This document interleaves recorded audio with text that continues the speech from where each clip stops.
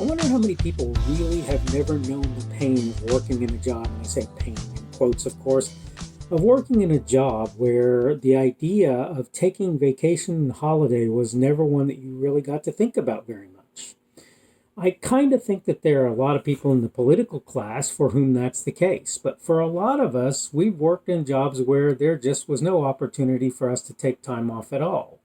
I want to talk about the idea of making Election Day a holiday. That's what I wanted to discuss on today's Daily Summation from Kurt's Religion and Politics.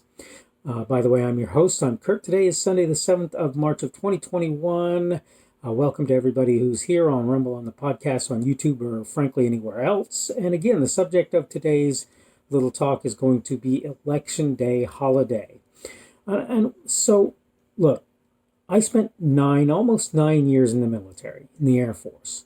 And I tell people I worked every day known to man.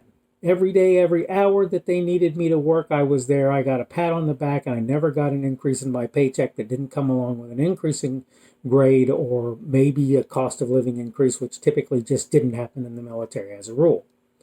In fact, I used to tell people, I remember Congress voting themselves a pay raise because they had to maintain two households while I was living in the Republic of Korea by myself with my family living in Washington State, which I thought was kind of hilarious. Now, to be fair, we got certain perks as a result of that, but it wasn't anything like the kind of thing that Congress had done to themselves or for themselves at the time.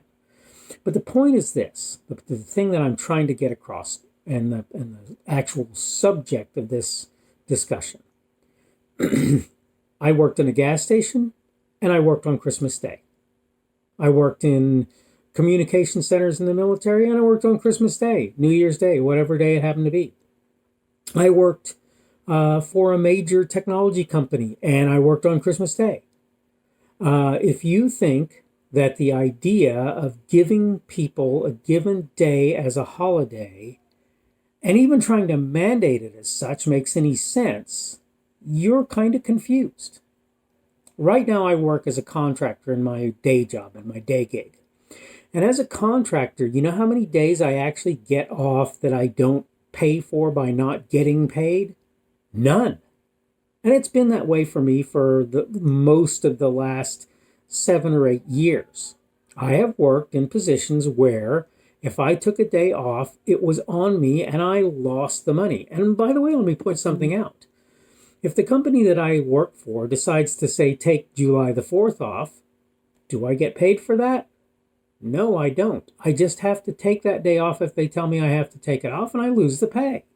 If they take off New Year's Day or New Year's Eve, if they take off Christmas Day, I have to take the day off. I have to lose the pay. That's how it works for me. So if you think the idea of making it so that Election Day is an off day for everybody seems like a wonderful one to you, you need to understand the idea that government mandating off days is already pretty much a bust. Because in the best case, I have to take the day off and I really don't want to. And in the worst case, I can't take the day off even if I want to. Right? I don't know. It's hard to say which is the worst case.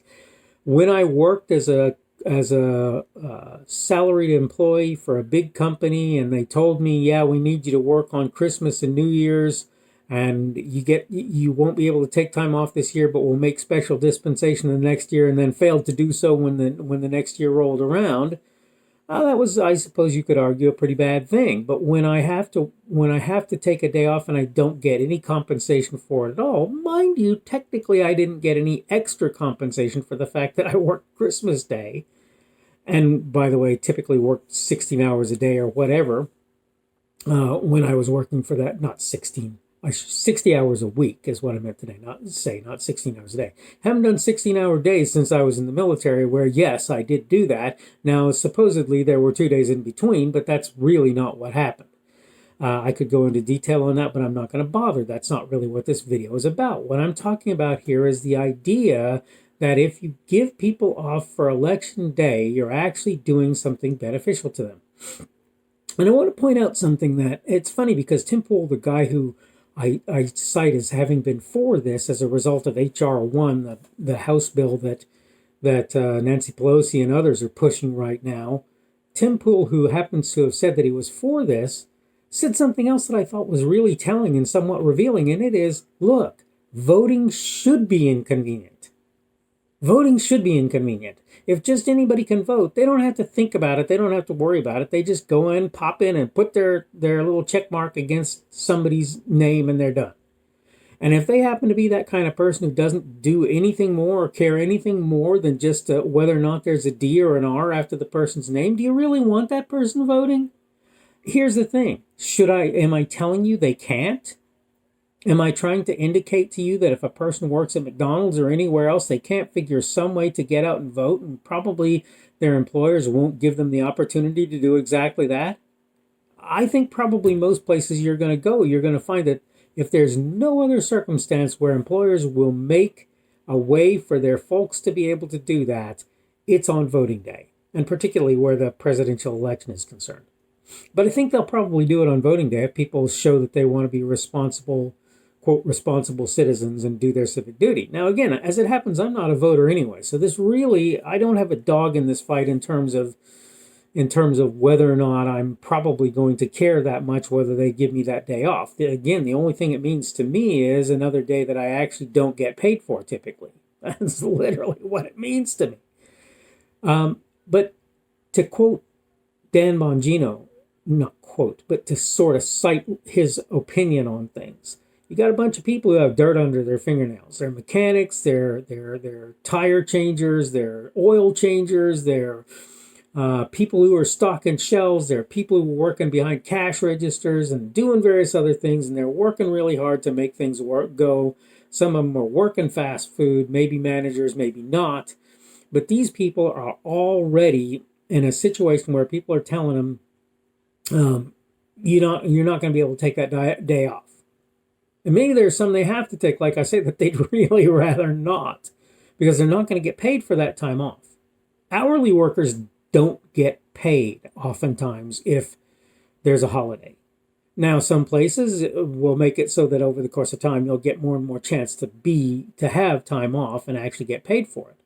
But like I say, people like me, contractors who work in workaday jobs and just are doing our thing, we just have to know that we're going to get 1 day less of pay that week, or 2 days less of pay that week, or a week's less of pay, right? As a result of the fact that we have to take time off. So when you start talking about people saying we should make this day an off day or that day an off day, or we should have a holiday for this or a holiday for that, you need to know something. Where I believe in holidays, I think they're a good idea. I think even when I don't get paid for them, it's a good thing for me periodically to get a 3-day weekend or whatever. That's lovely. That's wonderful. But I will tell you a couple of things. I would much rather most of the time have a 3-day weekend that I got to choose than have somebody tell me when I have to take time off. Now, there are times when sort of having a standard like Christmas break period or Thanksgiving time frame or whatever, when having that time frame off makes it so that it's easier to get together with family and so forth, because you can all do things together and kids are out of school and so forth. But the point that I'm making here is, you say give them off voting day. I say that's a lovely idea. I'll never get that. Or if I do, it'll be sometime in the distant future, and it doesn't mean anything to me today.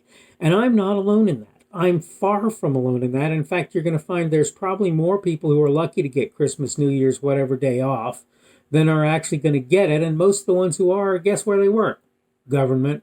And the result is you're going to have more people who are probably more leftist, and you can like this or not, but more people who choose or like to work in government tend to be very leftist in their perspectives. So you're probably going to have more leftist people getting that day off and therefore being able to avail themselves of that opportunity to vote than rightist people. Okay, I'm coming up on the end of my time. So I think you get the idea, right? The idea is real simple. Telling people you have to give folks time off in order to vote, or a day off in order to vote, is kind of a silly concept. It's no better or worse than talking about Christmas or New Year's or anything else, which a lot of us, we just don't get. We don't have that. We don't get that time off. Or if we do, it's time that we really don't want to take off, that we pretty much have to. So that's kind of my take on that. Okay, today again is Sunday, the 7th of March of 2021. That means tomorrow will be Monday, the 8th of March of 2021. I may take a little bit longer to get things out. tomorrow. I'll get my daily summation out tomorrow. Again, thank you if you're joining me on Rumble, on YouTube, and on the podcast. Remember that you can like my videos on YouTube, and you can give me a positive Rumble on Rumble if you happen to see me on either one and like what you see. Again, today's subject was Election Day holiday. Tomorrow, I'm going to talk about something kind of odd. I'm going to talk about talking about myself, and I'm going to kind of disagree with some folks mildly on the idea that that's a bad idea. All right, so let me go ahead and wrap this up now. I hope you're having a good day. I know that for a lot of people, this is the start of the week. I know for most folks, tomorrow will be the start of the work week. Again, if you work on the weekend, thank you very much for your effort and your time. I know a lot of people don't appreciate you nearly enough for that. Hopefully things are going well for you. We're starting to see some nicer weather here. I got to take my son out to the park yesterday. That was a good thing. And hopefully you're getting a little bit of a chance to get out and about and do various things yourself. And hopefully we will see you again tomorrow. The speaker on this edition of the Daily Summation is Kurt Schubert. This video was recorded on Sunday, the 7th of March of 2021. The Daily Summation is created for Kurt's Religion and Politics.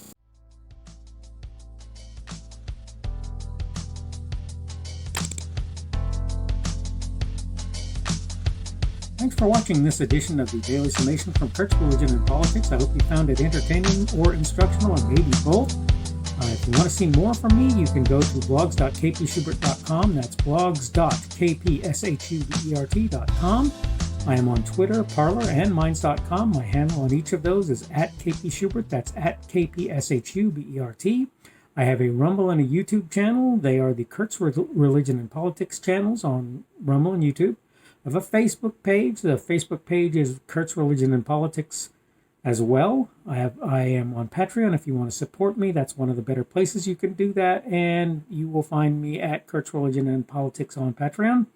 I have a podcast. The podcast is podcasts with an S, .kpschubert.com. That's podcasts.kpschubert.com. I think you should be able to find me with relative ease on Apple Podcasts, Google Podcasts, and Spotify as well. The best way I find to do that is to look for Kurt's Religion and Politics.